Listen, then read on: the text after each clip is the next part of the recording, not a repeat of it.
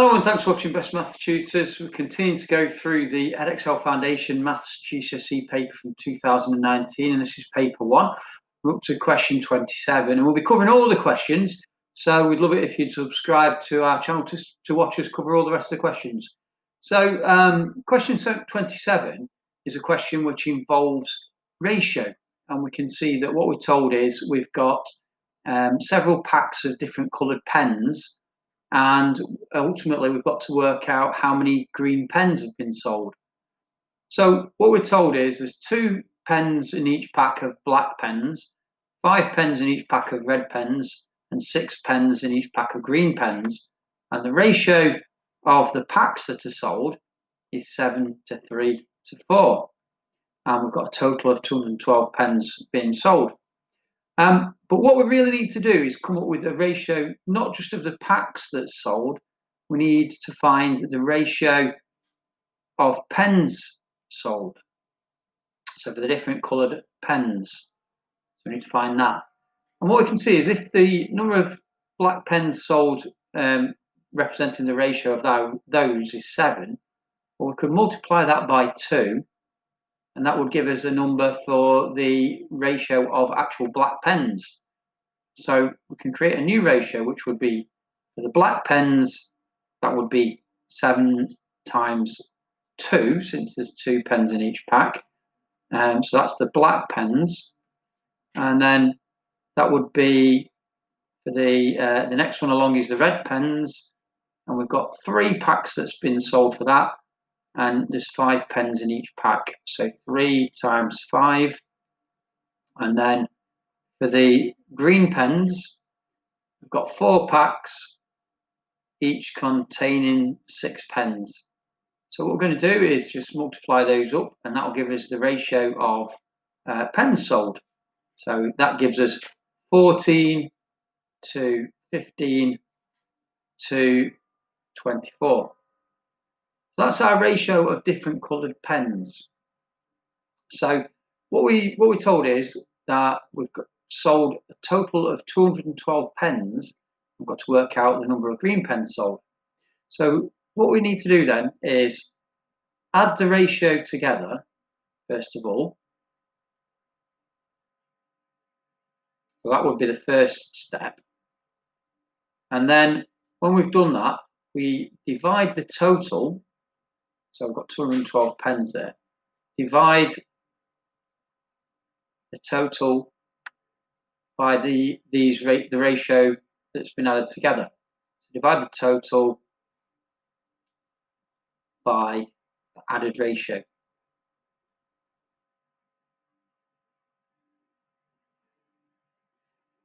And so then once we've done that, we can then multiply the answer by 24, which is the number of the ratio for the green. So I'm going to add these together first of all. So we've got 14 plus 15 plus 24. And I can do it all in one go like this, like as a column. So 4 plus 5 is 9, plus another 4 is 13. So write down the 3, carry the 1. Then we've got 1 plus 1 plus 2 is 4, plus the 1 that's carried is 53. So that's the sum of the ratio there, is 53. So move the board up a little. And we're now going to divide the total. Well, the total was 212. We're going to divide that by 53. Okay, so that's not a very nice question there. And see if it was doing sort of long division, 53 doesn't go into the first part of this number, the 21 anyway. So I think what I'm going to do is just multiply the 53 and see how many 53s what I have to multiply it by to get to 112. Well, let's have a look. 53, I think it's going to be 4, but let's just check. So 4 times the 3 will give me the 12. Will give me 12. Write down 2, carry 1. 4 times 5 is 20, plus the 1 there is 21, so 212. So we can see that 212 divided by 53 is equal to 4. Now, what that gives me is what one part in the ratio is worth. So one part of our ratio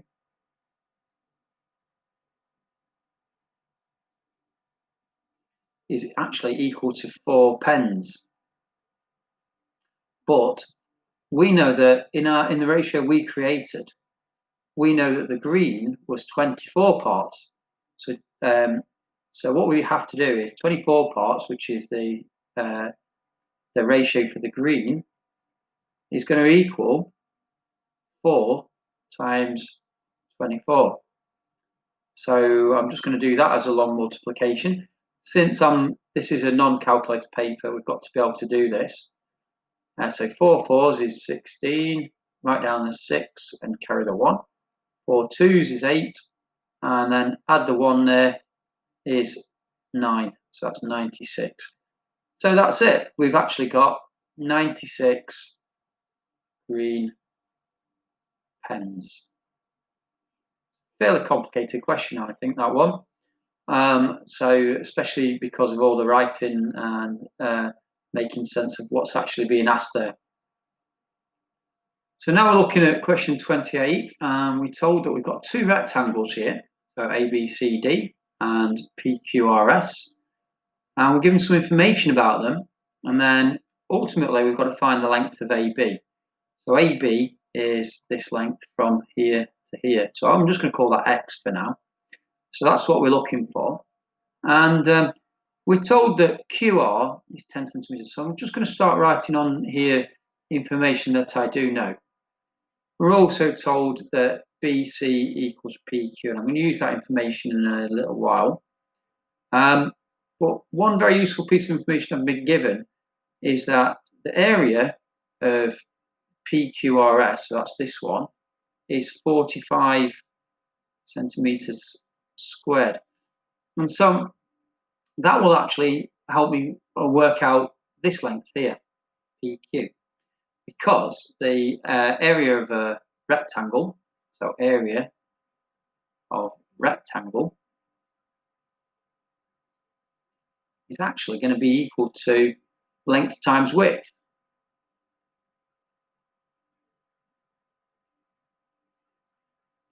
And since we've got the area, so we know what that is, we can write that down. Say 45 is equal to, so the length is 10 centimeters, and I'm just going to call this length here the width, rather. So the width I'm going to call PQ.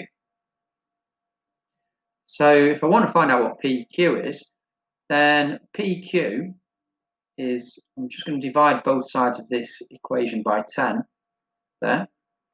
So the 10s would disappear or turn into a 1. So PQ is going to be equal to 45 over 10, which means 45 divided by 10, and actually that's 4.5. And that's pretty easy to do because the decimal point is actually after the 5 there. And what I do is just change the pen so I can show what I'm doing. So the decimal point was there, and it's moving one place to the left because I'm dividing by 10. So now if I just move the board up a little, not too far because I need that value, don't I? So let me just, we've got PQ is 4.5, and we're told some important information again, that PQ is equal to BC. So we can actually write that 4.5 there, 4.5 for BC. We're also told that the perimeter of this, which means all the way around, is equal to 45. Sorry, not 45, it's the other one, isn't it? That's the area. So the perimeter is equal to 26 centimeters, which means if I was to walk around this shape A, B, C, D, it would actually be 26 centimeters all the way around. And one fact that we can use in this, because it's a rectangle, in a rectangle, opposite sides are equal. So because this is an x for a to b, then I can write x there. And because this is BC is opposite AD, that's also going to be 4.5 as well. So if I add up all those lengths, what I would get is 4.5 plus 4.5 plus x would actually equal 26 centimeters. And if I add the 4.5 and 4.5 together, we'll just do this a bit further down here, just to give myself a bit of space. So I'm adding two decimals. So I've got to line them up with the decimal there.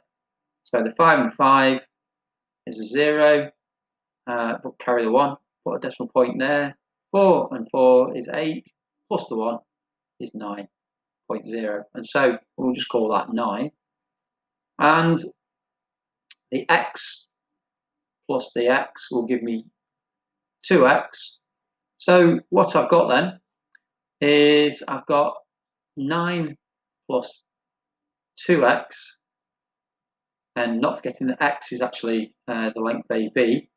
I've just called it x just to make this a little bit neater. So 9 plus 2x is 26, and I've got a little equation now to solve, and then that will give me what AB is. So I'm going to take away 9 from both sides, and that means the 9 disappears on the left, just leaving with 2x, and so that's going to equal 17. And then what I'm then going to do is get the x on its own, and I'm going to do that by, since it's 2 times x, divide both sides by 2. So the 2's will cancel, left with x is 17 divided by 2. So let's do it like this. And 17, so 2 doesn't go into 1. So 2's into 17. We can see that 8 2's is 16, but then we've got a remainder. So what I'm going to do is I put 0 at the end, and the remainder was 1. So I'm going to carry that on there and put a decimal point above the decimal point in the question there. And so 2's into 10 then goes 5. So I can write down a 5, and there's no remainder. So that's it. We found out that x, which is AB, so that's why what we called AB, is actually equal to 8.5 centimeters. This next question is a very quick question if we know what some of these definitions mean. So what we've got is a graph of y equals x squared minus 2x minus 3. So that's this curve. And what we're asked to do is find the coordinates of the turning point on the graph of this function. So function meaning this x squared minus 2x minus 3. And so the turning point is when we either have what's called a maximum or minimum. And so it's when we have either the top part of a graph, that would be a maximum, or which would be that point there, or that point is the minimum part of the graph. So it depends which one we've got, but they're both turning points. So we can see clearly we've only got one of those on here, and that is at this point here.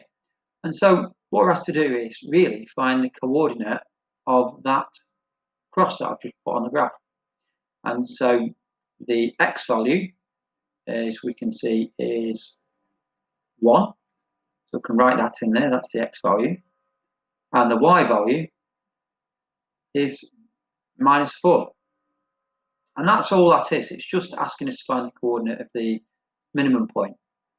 The second part of this question is asking us to find the roots of the equation. So again, if you know what that means, it's very easy. If you don't know what it means, then it's impossible. But roots just means where is it equal to 0. So that's what roots mean. And so where it's equal to 0 is actually where it crosses the x-axis. So on our graph, what we can see is we've got 2 points. We've got this point here, and also we've got this point here. So we just need to give the coordinates of those points, and it's actually the x values that we're interested in. So where does it cross? So it crosses at -1 is one of the roots, and in the other point is actually this point here, which is 3. So there are 2 points. So they're actually x values. So it's the 2 roots are x equals -1 and also x is equal to 3. And so we could leave it there with that question. We finished it. Just to explain a little bit more, what that means is if we were to substitute either of those values into this equation, so I'd call this actually a function of x. So if we were to replace x by either of these 2 values, so x is -1 or x is 3, then it would make it equal to 0. So we'll try that with the -1. So I'm going to put in -1 all squared minus 2. I'm just being careful with the minus signs, that's why I'm putting them in brackets there. Replacing x again by -1, and then minus the 3. So I know that if I square a negative number, actually will still give me a positive answer. So -1 squared is 1. -2 times -1, minus times a minus gives me a plus, so that's +2. And then take away 3.